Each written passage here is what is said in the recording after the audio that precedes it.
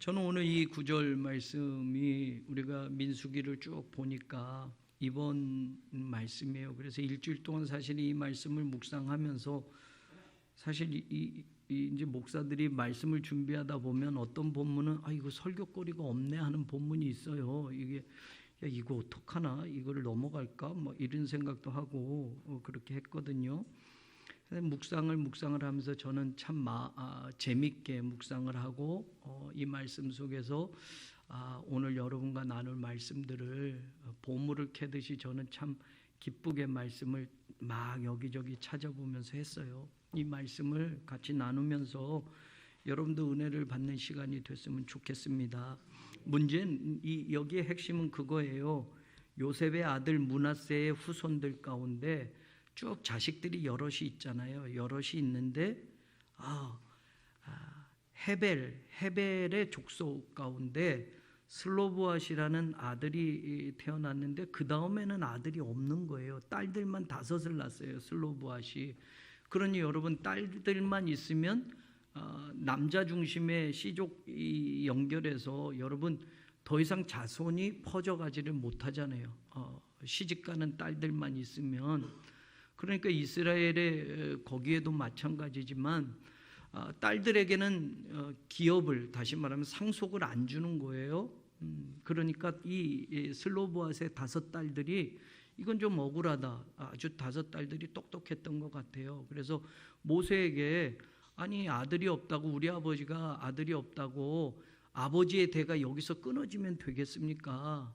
우리에게 줄 유산도, 우리에게 줄 기업도 좀 주고 아버지의 대를 이을 수 있도록 대책을 좀 마련해 주십시오. 이제 그런 이야기를 한 거예요.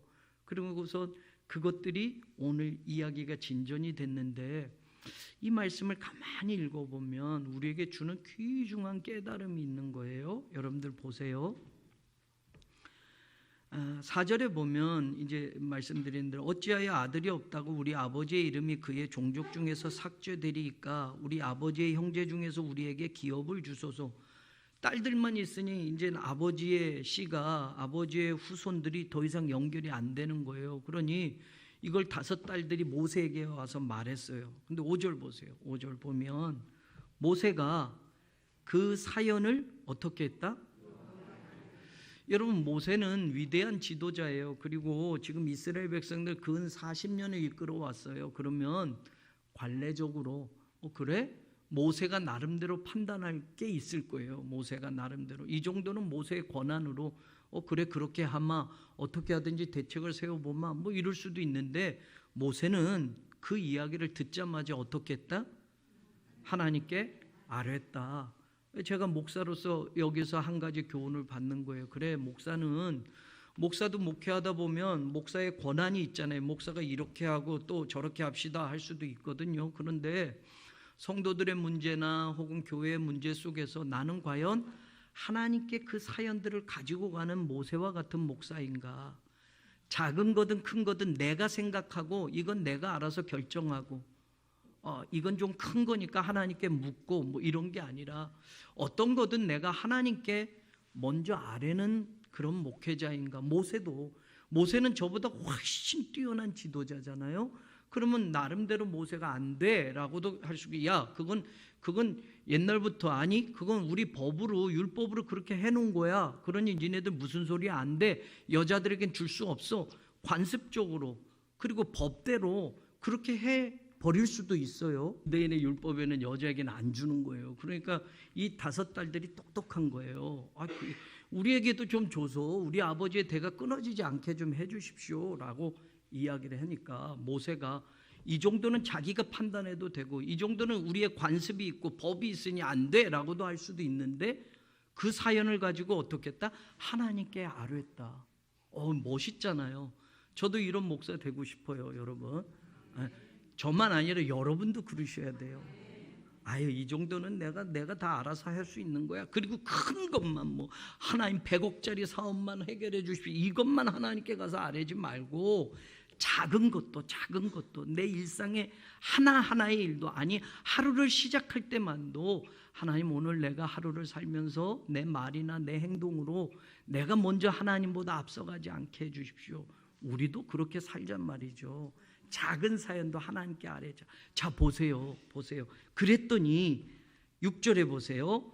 여호와께서 모세에게 말씀을, 하나님이 그 사연을 듣고 그 다음에 뭐래요? 7절, 슬로브와 딸들의 말이 옳으니 이러고, 하나님도 그 말을 듣고 야 그거 옳다 이렇게 얘기하셨어요. 우리 하나님 너무 멋지잖아요. 그죠?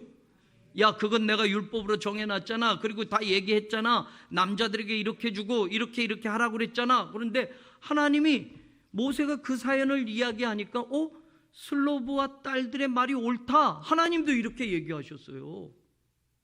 와우. 그리고 나서 그러면서 하나님이 새롭게 법을 또 정해주신 거예요. 보세요. 너는 반드시 그들의 아버지 형제 그들의 기업을 주어 받게 하되 그들의 아버지 기업을 그들에게 돌릴지니라. 8절 이제 같이 읽어봐요. 시작. 너는 이스라엘 자손에게 말하기를 사람이 죽고 아들이 없으면 그의 기업을, 자 아들에게 먼저 줬는데 아들이 없으면 어떻게 해라? 딸에게 줘라. 그런데 딸도 없으면 그 형제에게 줘라. 형제도 없으면 아버지의 형제에게 줘라. 아버지 형제도 없으면 가장 가까운 친족에게 주어받게 할지라. 아멘. 요거 이제 이따가 볼 거예요. 이따가 하나님이 슬로브와 딸들이 옳다. 그리고 하나님이 다시 법을 정해줬어요. 야 그래 그럴 수 있구나. 그러면 이렇게 해라. 이렇게 하고 이렇게 없으면 이렇게 하고 세세하게 더 다시 일러주신 거예요. 와, 여러분 슬로브와 딸들이 옳다. 하나님은 무조건 내가 나오라 이런 분이 아니라 때로는 우리들도 인정해 주시는 하나님의 멋지잖아요. 네. 여러분 자식을 키울 때 부모가 다 아는 것 같이 이거 하지마 저거 해 무조건 이러는데, 여러분 자식들도 가끔 이거 그래 너 그거 좋은 생각이야 그거 해봐라 이러면 자식들도 기분이 되게 좋아해요. 네. 무조건 엄마 아빠가 다 알아가지고 하지마 해 이거 해 내가 하는 것만 내가 말하는 것만 해 그러면 아무리 애들이 어려도 여러분 그거 좋은 교육이 아닌 거예요. 때로는 인정해 줘야 되는 거예요. 네. 저도 우리 장로님들 좋은 의견, 장로님 제가 그 생각 못했어요. 장로님들 맞습니다. 그거 하십시다. 이렇게 하잖아요. 그죠 장로님들? 네. 그때 기분 좋죠. 진짜 장로님들은 목사를 도우라고. 목사가 다 생각 못해요. 목사 혼자 뭘 다 해요. 사실은 좋은 것들, 또 장로님들도 투케일투디 사역에서 회의하다가 이런 의견이 들어오면 또 기획위원회 얘기하면 이거 좋네요. 우리 같이 합시다. 이렇게 되는 거예요. 네. 하나님이 이렇게 해라 라고 조금 더 디테일하게 세밀하게 알려주셨어요. 자 이제 이런 내용을 보고 말이에요. 제가 이제 여러분과 말씀 좀 나눌게요. 자 보십시다. 여호수아서 17장을 펴보세요. 여호수아서 17장. 민수기, 신명기, 여호수아.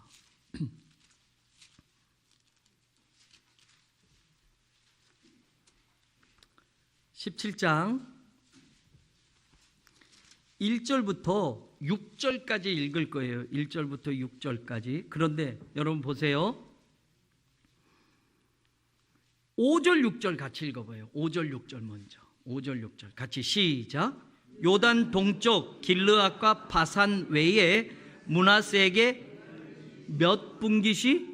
10분깃이 돌아갔으니 이유를 말해요. 6절 므낫세의 여자 자손들이 그의 남자 자손들 중에서 기업을 받은 까닭이었으며 길르앗 땅은 므낫세의 남은 자손들에게 속하였더라. 자, 므낫세 지파가 10분깃이 돌아갔대요. 10분깃 말고 길르앗과 바산 외에 길르앗과 바산도 받고 10분깃이 돌아갔어요. 자 보세요. 1절부터 보세요. 1절부터. 이제 여호수아가 정복하고 땅을 나눌 때 므낫세 지파들에게 나눠줄 때 어떻게 됐나? 1절부터 읽어보는 거예요. 시작. 므낫세 지파를 위하여 제비 뽑은 것은 이러하니라.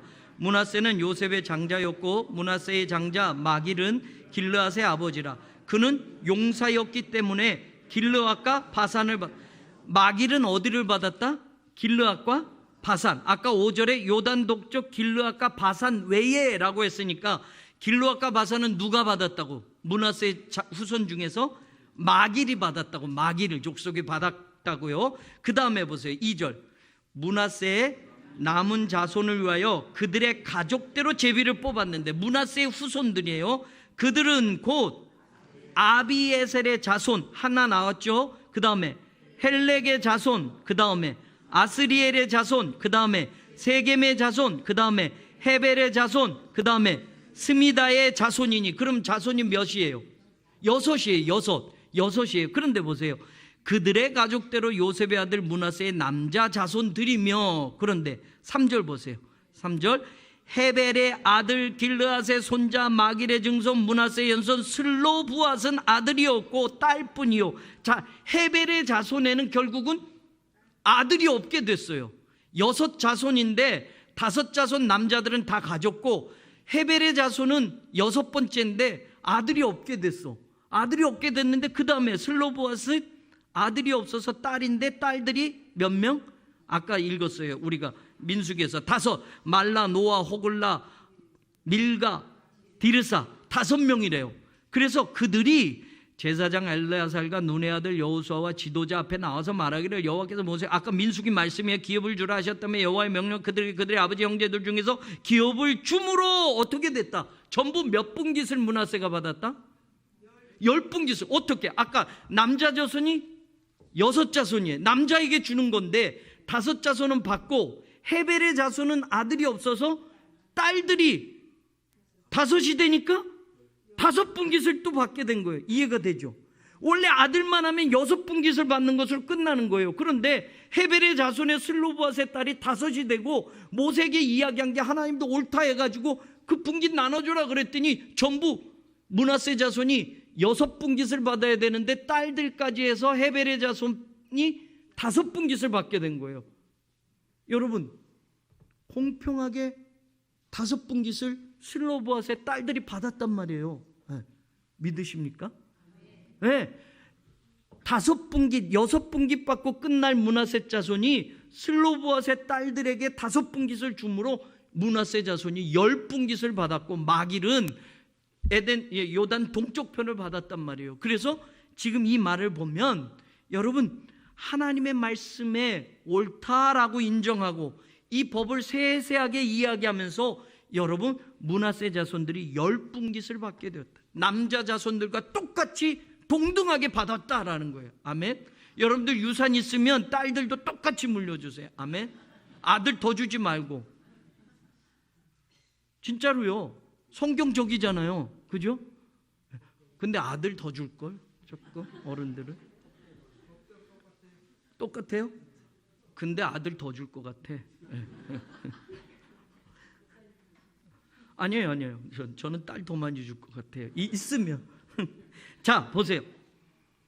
헤벨의 자손은 아들이 없었는데 슬로부앗의 5 딸들이 이것을 말했고 하나님도 인정해줬고 그래서 슬로부앗의 5 딸들이 5분깃을 다 받았단 말이에요. 믿습니까? 네. 그게 민수기 36장에 해결하는 게 나와요. 민수기 36장에 나중에 읽어보세요. 시간이 가니까 이 민수기 36장을 쭉 읽어본 슬로부앗의 딸들이 그 므낫세의 숙부의 자식들, 숙부의 아들들하고 결혼을 하게 돼요. 그래서 그 자손을 이어가게 만들어서 그 분깃을 다 줘서 므낫세 지파가 받아야 할 것들이 다른 지파로 가지 않게 했다라는 게 36장에 나와요. 그러니 하나님이 인정하셔서 그렇게 되었다라는 거. 아멘. 자, 그 다음에 보세요. 유산의 상속 순서를 쭉 하나님이 이야기했어요. 그런데 여러분, 결국엔 아버지 형제도 없으면 마지막 11절에 누구에게 줘라? 가장 가까운 친척에게 주어라 라고 말해요. 가까운 친척. 우리도 그렇잖아요. 부모님이 바로 자식에게 유산 상속의 1순위 뭐 부인이 1순위인지 자식이 1순위인지 모르겠지만 1순위, 2순위, 3순위 다 정해졌잖아요. 이렇게 하나님이 정해놨어요. 그런데 그런 순위도 다 밀리고 해서 마지막 아무것도 없으면 누가 받는 거예요? 가까운 친척에게. 이게 여러분 기가 막힌 법이 됐어요. 기가 막힌 법이 됐어요. 왜? 이제 룻기를 보는 거예요. 룻기 3장. 민수기, 신명기, 여호수아, 사사기, 룻기. 우리가 잘 아는 룻기 보세요.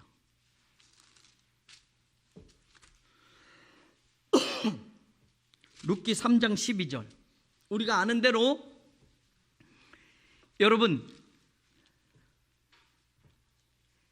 엘리멜렉이 모압 지방으로 아들 둘하고 부인하고 가서 흉년이 들었을 때 살았잖아요. 그죠? 그런데 거기서 다 죽었어요. 다 죽었어. 그래서 자식들은 모압 여자들하고 결혼을 했어요. 결국 나오미는 유다 여자인데 아들들도 죽고 며느리가 둘이 남았는데 하나는 자기 족속에게 가라고 그러니 갔고 모압 여인인 룻만 시어머니를 따라왔잖아요. 그죠? 근데 다 망한 집이 됐어. 이 집 뭐 먹고 살게 힘들어요. 네. 그런데 누군가 친척이 도와줘야 돼. 그래서 생각난 게 누구에게 가면 되겠다? 보아스에게 가면 되겠다. 그게 바로 기업을 물을 자가 되는 이 하나님이 정하신 민수기 법, 가장 가까운 친척에게 주어라는 이 말이 여기서 연결되는 거예요. 보세요. 그런데 사실 보아스보다 더 가까운 친척이 한 명 더 있었어요. 보세요. 민수기 3장 12절. 민수기 3장 12절 같이 읽어보세요. 시작. 참으로 나는 기업을 물을 자이나 기업 물을 자로서 나보다 더 가까운 사람이 있으니. 하나님이 아까 뭐라고 그랬어요? 민수기 다 친척 다 없고 형제도 없고 다 그러면 가장 가까운 누구에게? 친척에게 줘라. 그런데 여러분 이 엘리멜렉의 친척 가운데 여러분 보아스를 찾아서 이 나오미가 하려고 했는데 보아스 말고 보아스보다 더 가까운 친척이 한 사람이 더 있었어요. 그러니 여러분 룻은 보아스가 아닌 이 가까운 사람하고 엮어질 수밖에 없게 되는 거예요. 잘못하면. 네? 자, 근데 보세요. 보아스가 그렇게 하룻밤 몰랐고 여러분 룻과 하룻밤 지나고 나서 정말 이 여인은 착한 여인이구나, 시어머니를 잘 봉양하구나, 정말 현숙한 여인이구나, 앞에 그런 말을 해요. 근데 정말 내가 너를 도와줬으면 좋겠는데 하나님이 정하신 법대로라면 나보다 더 너희들보다 너희에게 가까운 친척이 있으니 내가 자격이 안 돼 라고 말을 해요. 그러면서 여러분 4장을 보세요. 4장 1절부터 우리 읽어보는 거예요. 시작. 보아스가 성문으로 올라가서 거기 앉아있더니 마침 보아스가 말하던 기업 물을 자가 지나가는지라. 보아스가 그에게 이르되 아무개요 이리로 와서 앉으라 하니 그가 와서 앉음에 보아스가 그 성읍 장로 10명을 청하여 이르되 당신들은 여기 앉으라 하니 그들이 앉음에 보아스가 그 기업 물을 자에게 이르되 모압 지방에서 돌아온 나오미가 우리 형제 엘리멜렉의 소유지를 팔려 함으로 내가 여기 앉은 이들과 내 백성의 장로들 앞에서 그것을 사라고 내게 말하여 알게 하려 하였노라 라고 해요. 너 제일 가까운 친척이니까 엘리멜렉의 땅에 있으니까 이거 네가 좀 사서 그거 해줄 수 있는지 내가 여기 장로들 증인들 10명을 하고선 이렇게 지금 모였다라고 말하는 거예요.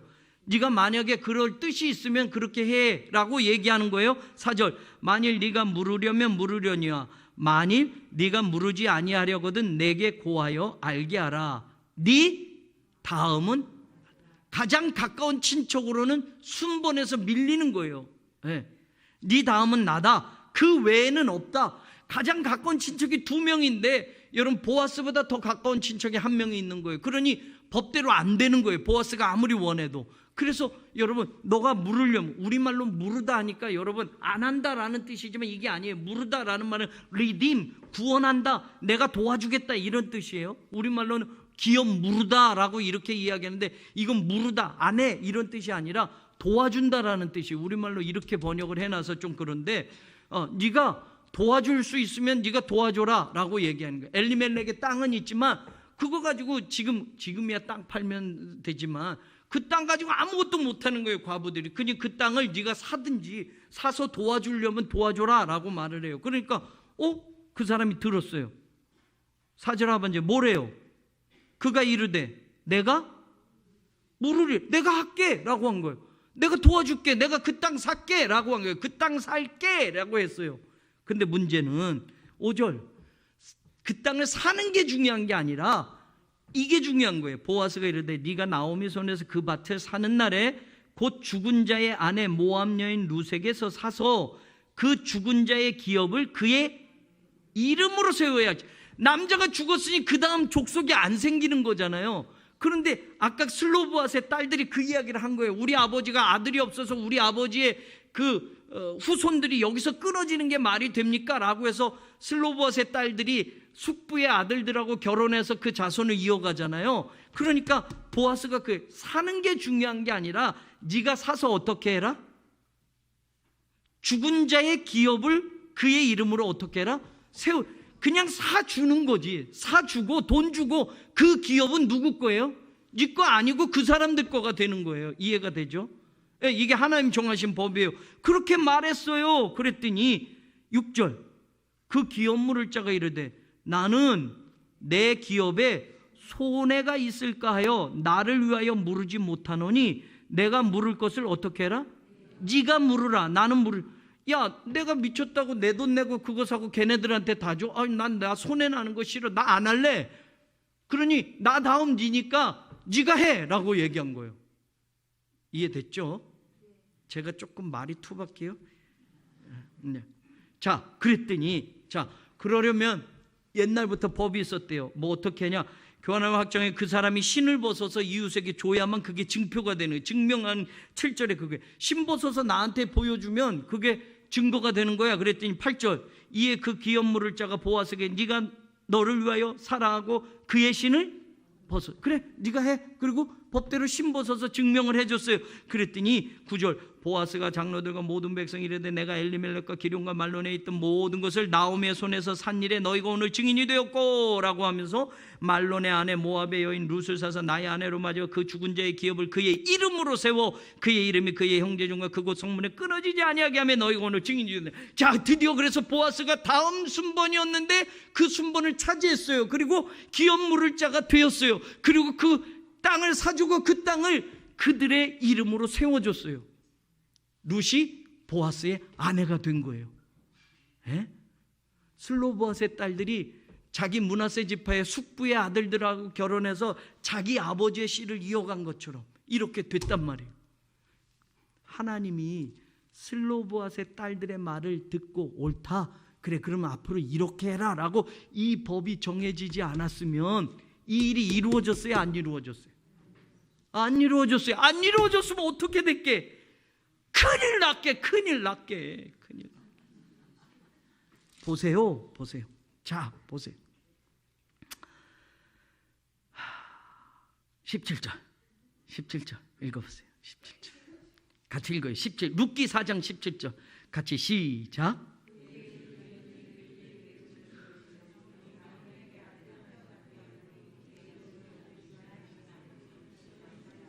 어머. 자, 보아스하고 룻하고 결혼해서 누구를 낳았다? 오벳을 낳았다. 오벳이 누구더라? 다윗의 할아버지더라. 그러니 하나님이 슬로보아 딸들의 말을 듣고 옳다. 앞으로 이렇게 해라. 이 말을 안 해주셨으면 이 일은 이루어질 수가 없었던 거예요. 하나님 다 알고 계셔요. 믿습니까? 이때는 몰랐지만 슬로보아 딸들이 뭐 땅 갖고 뭐 이게 뭐 중요해라고 할지 모르지만 그 일로 그 별거 아닌 것 같지만 슬로보아 딸들의 옳으니라 하나님도 인정해주고 앞으로는 이렇게 해라 라고 해서 그 끄트머리 자격 있는 마지막 한 사람, 그것도 보아스 차지가 아니었는데 손해 날까봐 난 그거 못해 하는 사람 빠지고 그 다음에 손해를 무릅쓰고 그렇게 하겠다고 한 보아스를 통해서 하나님은 룻과 함께 누구를 낳게 했다? 오벳을 낳게 했다. 오벳은 다윗의 아버지 이새를 낳고 이새는 다윗을 낳고 다윗의 후손 가운데 누가 나오셨다? 예수 그리스도가 나오셨다. 그럼 여러분, 자, 보아스의 그런 마음을 한번 생각해 보세요. 보아스의 그런 마음을 여러분 보세요. 자, 18절부터 읽어보는 거예요. 18절. 이 룻기 4장 18절에 이 족보가 나오는데 여기에 의미가 있어요. 첫 번째 나온 사람이 누구예요? 베레스의 계보는 이러하니라. 그리고 왜 갑자기 베레스부터 나오느냐? 여러분, 베레스는 누구예요? 베레스는 누구예요? 여러분, 유다 지파 있잖아요. 야곱의 12아들 유다가 아들을 낳아요. 엘, 오난, 셀레. 그런데 여러분, 엘 죽어요. 오난도 자기 형수하고 결혼하는데 자기가 형수하고 살지 않겠다고 그냥 알잖아요. 그러니까 하나님이 오난을 죽였어요. 그리고 다말이라는 여자가 나오잖아요. 다말. 그러니까 생가보가 된 거예요. 큰일 났어요. 그러니까 시아버지 유다하고 결혼해서 낳은 아들이 누구예요? 베레스예요. 베레스는 할아버지가 아버지가 된 사람이에요. 따지고 보면. 네. 베레스서부터 시작하는 거. 이 족보가 심상치 않은 거예요. 보세요. 베레스의 계보는 이러하냐. 베레스는 헤스론을 낳고 헤스론은 람을 낳고 람은 아미나답은 나손을 낳고, 나손은 여러분 아론의 처남이에요. 아론의 처남. 자, 나손은 살몬을 낳고, 살몬은 누구를 낳았다? 보아스를 낳았고. 마태복음 1장 5절로 가서 보세요. 마태복음 1장 5절. 마태복음 1장 5절. 우리가 잘 아는 말씀이에요. 같이 읽어봐요. 마태복음 1장 5절 시작. 살몬은 보아스를 낳고 냈는데 누구에게서? 라합에게서 보아스를 낳고. 라합은 누구예요? 여리고의 장녀였어요. 여리고의 장녀. 출애굽했던 이스라엘 백성들이 여리고를 공격해 들어갈 때 그 여리고 성의 장녀, 진짜 장녀, 조나라고 하는 단어가 쓰여졌어요. 그 몸을 파는 여자라는 뜻이에요. 그런데 여러분, 출애굽하는 그 이스라엘 백성들이 여리고를 도울 때 두 정탐꾼을 숨겨줬어요. 그리고 라합의 집만 무너뜨리지 않고 구원받았어요. 근데 그 라합하고 두 정탐꾼 중에 한 명이었던 살몬, 우리가 추측하는 게 그거의 학자들은 살몬이 그냥 라합하고 결혼을 하게 되는데 그 라합과 결혼한 살몬은 두 정탐꾼 중에 한 명이었을 거다라고 하는 게 확실해요. 근데 여러분, 어쨌든 보아스의 엄마는 누구예요? 라합이에요. 기생이었어요.